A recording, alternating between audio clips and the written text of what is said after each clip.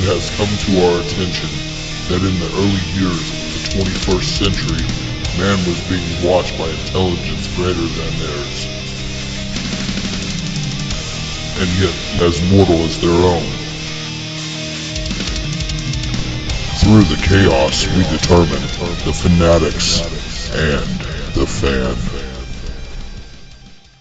That's right, folks. You are listening to the very special pre-game edition of Fanatics and the Fan. My name is Hawk, and I have some of the most amazing guests with us today. I can't wait. Of course, our VisionCon chair god, the king of all geeks, Brandon. It's been an amazing week as far as television, man. It has. I've caught up with it all, and I can't tell you how much I'm enjoying everything. Minority Report especially. And we're just days from Flash and seeing Jay Garrett for the first time. I can't wait. I can't wait. And then creator of the Springfield Steampunk Coalition. I forget the name because it's so long and annoying. It is Blood, Sweat, and Gears, the Steampunk Coalition of Springfield. Welcome to the show, Sandy. How are you? I am good. You also represent the Doctor Who Coalition here in Springfield, correct? Yes, we are the Springfield Hooligans. We are about 100 members strong. We are a Doctor Who fan group based in Springfield, Missouri. Awesome.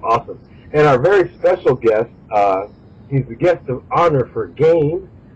Yay! Great geek guy. Please welcome to the show, stand-up comedian, Mr. Mikey Mason. Yeah. Welcome to the show, sir. Thank you for having me. I hear there's an interesting story about why you were so late calling us. I hear you were up late last night, is that right? Yeah, I was up late, living the comedy rock star lifestyle, man, just partying and hanging out and all the things that come with being a rock star, you know. Okay, so the truth is you was up late playing a role-playing game, right? I was playing a role. Well, when you're a rock star, you get to choose how you spend your rock star lifestyle, and I spent mine sitting around a table with friends playing a role-playing game about cats until about 5:30 this morning. And you know, I had your back up until you said the word cat. You know what?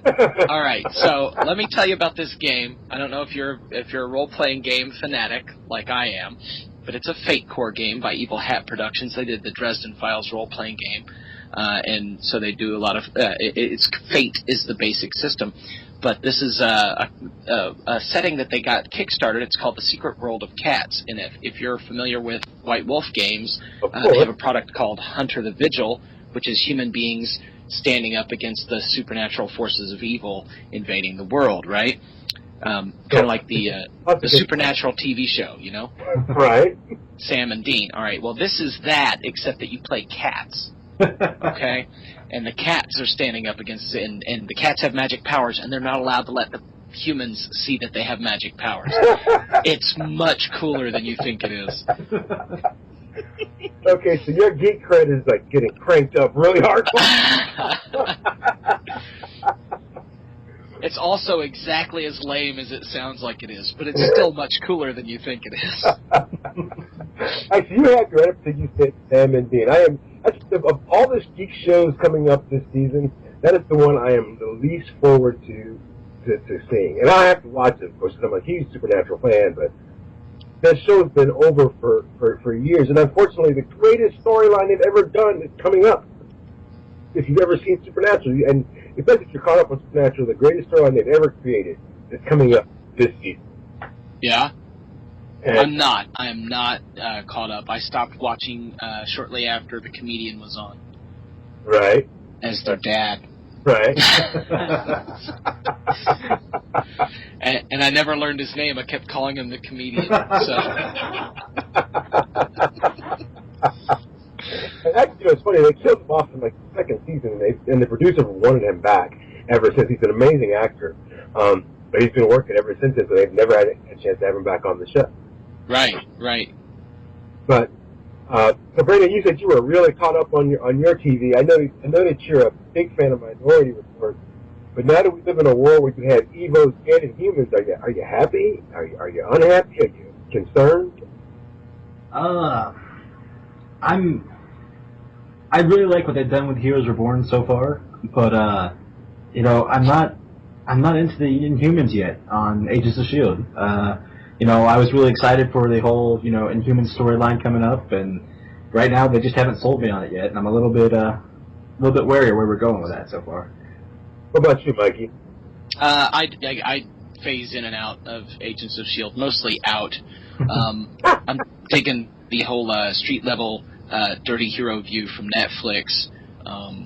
So, I'm getting excited about all of the upcoming Netflix shows. And I read a thing that they're talking about Moon Knight, I think, in 2016.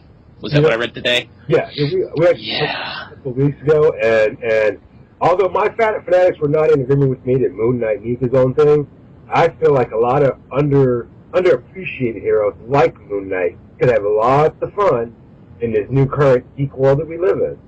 I think that they're the only ones who stand a chance, and I hate to say that because, of course, we all want our big superstar heroes to have their own shows or whatever, but it's the ones that nobody knows that people won't get all butthurt about. Nobody got mad about any of the deviations from the script in Guardians of the Galaxy because there were 3 readers of the Guardians of the Galaxy comics. No. There were 6, and because I bought 3 of them. So but then Guardians of the Galaxy came out, and everybody was like, "Guardians of the Galaxy is awesome." You know why? Because they got to make it a movie, and nobody cared. Nobody knew. Nobody cared. Those of us who knew who Yondu was like, "That's not Yondu." Yeah. And when I met Michael in Kansas City, I asked him if he would have ever actually worn the actual Yondu costume, thinking it was going to be a great setup for all kinds of jokes. And his response was, "What?" Yep. I'm sure he would have. So would I, man. So would you. That's awesome.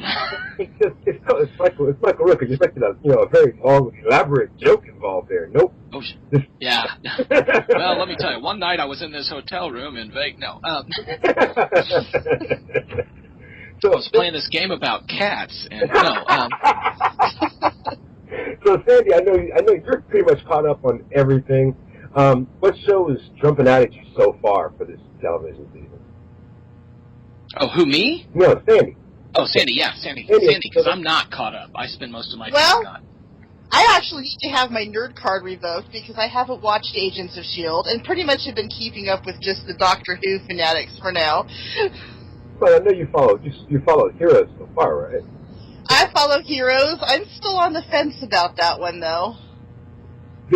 I think living off of the excitement of the first season is the dangerous thing, but that's exactly what it feels like they're trying to do. Everything about Heroes Reborn right now is identical to season 1. So good luck to them on what they're trying. And Brandon, I know where you are in your nerddom. We are less than 5 days from Flash and Jay Garrett and all the awesomeness that is season 2 of the Flash. Flash of 2 worlds, baby. Sorry. Just leave it to you guys. When I saw what they were doing, and everything seemed like it was a good idea, I'm sitting there saying to myself, "Yeah, this is a bad idea. Y'all gonna open up a hole in something and destroy the world, and it's a bad idea." That's what they did, and it's still gonna be awesome. I can't wait.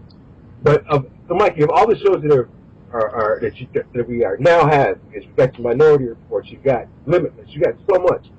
What are you the most going to be locked into this current fall season? All right, so when it kicks back in, and I don't think it's this fall, I think it's a little later, I'll be totally into Daredevil. But like I said, I'm looking forward to the Netflix stuff. So and I'm blanking on the name. It's killing me that I can't remember the name. Jones. Jessica Jones, alias Jessica Jones. Now, the actor who plays Jessica Jones, she was in Breaking Bad as Jesse's girlfriend for a short stint. Right. And while I accept that she's a good actor, I've never, right, got into her as an actor. And if there's anything that can make me really dig her as an actor, it's going to be Jessica Jones.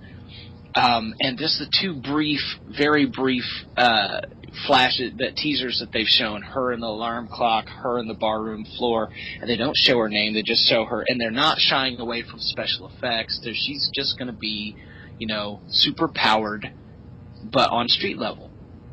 Right. And I'm totally looking forward to it. Which is what they're doing to Luke Cage as well, which is kind of annoying, but we'll see. Because Luke Cage is one of my heroes. I love Power Man and Iron Fist. Way back. Sweet Christmas, man. I'm just saying. Exactly, and I have a feeling they're going to ruin Power Man. They're going to ruin Iron Fist. They're not going to do him right. So we'll see. Well, you know what? You and I maybe. Well, all right. So I think Power Man and Iron Fist have a few more fans than Guardians of the Galaxy, so they've got a chance to really make a lot of people make more than the 3 mad. I'm sorry, 6. You said you bought 3, so 6 people mad. They've got a chance to really stir up a little vitriol here. But I mean, honestly, as long as they treat it with a modicum of respect, we all are smart enough to be able to step back and say, well, they did that to make a good TV show because TVs and comics are a different medium. So Brandon, you said you were locked into Minority Report. Do you think that would make a good comic? Oh, definitely. I think anything. I mean, the original Minority Report was based off of Philip K. Dick's stories. So I think anything that we could take from Philip K. Dick and turn into a comic series is going to be amazing instantly. But I really like this kind of post-Precon era. This, we've got one Precog really trying to do good out there, and at the end of the last episode, if you haven't seen it yet, it's kind of already dropping the ball, so or dropping a big bomb on you. So I can't wait to see where they go. Are you enjoying your new future? Because that's what Minority Report. That was what I was first locked into. They're giving us a future that was different than the movie, different than what we have, and it's not that far in our future. So, are you happy with the future they've displayed so far? I think they've done an excellent job, not overshooting how much futuristic technology they could have put into it. Because they could have, thrown in so many lasers and all sorts of stuff. They've kept, the same identification kind of stuff. They've kept, the cars and everything. I like the weapons. I like the main characters, the main female lead, her contact lenses that have all the different view sets and all that kind of stuff. So awesome. And she's also extremely hot. That leads me to another question, and this is for all my fanatics. Has there been a display of future that just really were like, no, that's wrong. That's not good. Don't do that anymore. Where just, for me, and Netrunner is the first thing, or Blade Runner is the first thing that comes to my mind of futures that just like look terrible. Is there a future that you've seen in our current geekdom that's just like, yeah, that's just bad?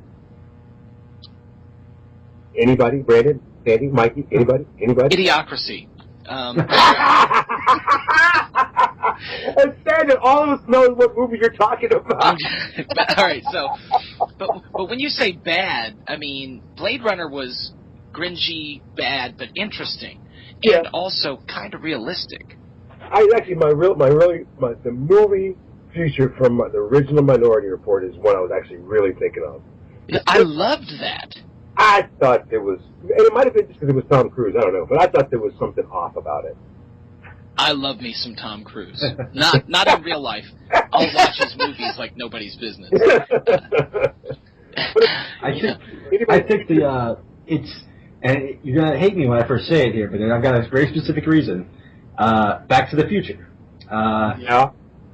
When that Jaws movie, and just how overplayed that Hollywood's so out of ideas already in the 80s that they only could do that for the foreseeable future. And I worry that, eventually we'll be at that kind of point where it's just, Rocky 5000 kind of thing. So. No, speaking of which, Michael B. Jordan's playing basically, he's the next generation of Rocky Apollo Creed type. Now, I think it's a good twist, but he's just living off a bad Fantastic Four movie anyway, so why would you want to do another movie that's bad? We're already in that era